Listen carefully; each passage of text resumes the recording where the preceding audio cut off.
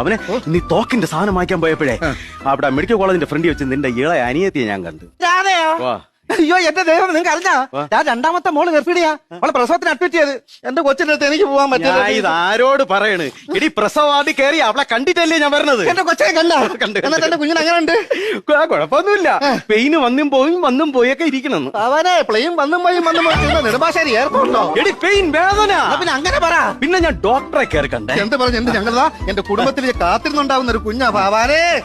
ഒരു ഉത്തരവാദിത്തം കാണിക്കണമല്ലോ. പിന്നെ ഡോക്ടറെ അടുത്ത് കാര്യം ചോദിച്ചു. സുനന്ദ മോളെ പരിശോധിച്ചു. കുഴപ്പമില്ല, നിങ്ങൾ ആരും ടെൻഷൻ അടിക്കണ്ട. കൊച്ചിന്റെ വയറ്റിൽ അനക്കം ഉണ്ടെന്നു.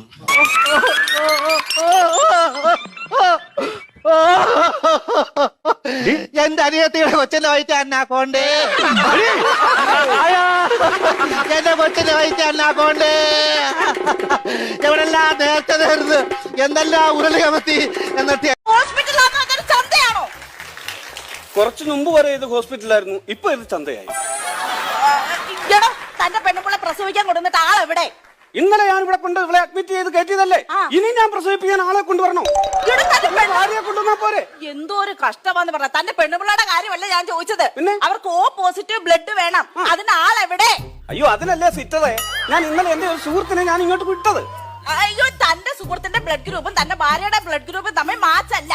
എന്തുകൊണ്ട് മാച്ചല്ല? തന്റെ സുഹൃത്തിന്റെ ബ്ലഡ് ഗ്രൂപ്പ് O നെഗറ്റീവ് ആണ്. തന്റെ ഭാര്യയ്ക്ക് വേണ്ടത് O പോസിറ്റീവ് ആണ്. എങ്ങനെ മാച്ചാവും? സിസ്റ്റർ ഒന്ന് സഹകരിച്ചത് നമുക്ക് ക്ലിയർ ആക്കാവുന്ന കേസേ ഉള്ളൂ. എന്റെ ഭാര്യയ്ക്ക് O പോസിറ്റീവ് ബ്ലഡിലെയാ വേണ്ടത്. എന്റെ സുഹൃത്തിന്റെ O നെഗറ്റീവ്. ഈ നെഗറ്റീവ് ഒരു വരയിട്ടങ്ങ് പോസിറ്റീവ് ആക്കിയാൽ തീരുന്ന പ്രശ്നമല്ലേ ഉള്ളൂ സാർ. അയ്യോ, ഇതൊക്കെ പോസിറ്റീവായി ചിന്തിക്കൂ.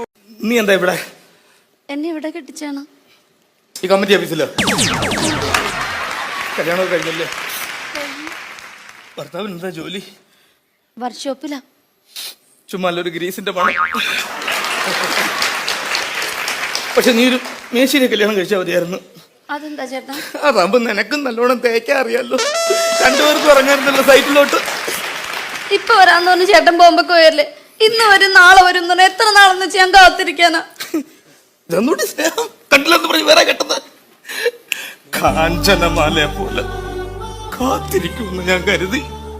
ഇതിനെ പോലെ ഏതെങ്കിലും വെള്ളത്തിൽ വീണ് ചത്തിട്ടുണ്ടാവുമെന്ന് ഞാനും കരുതി.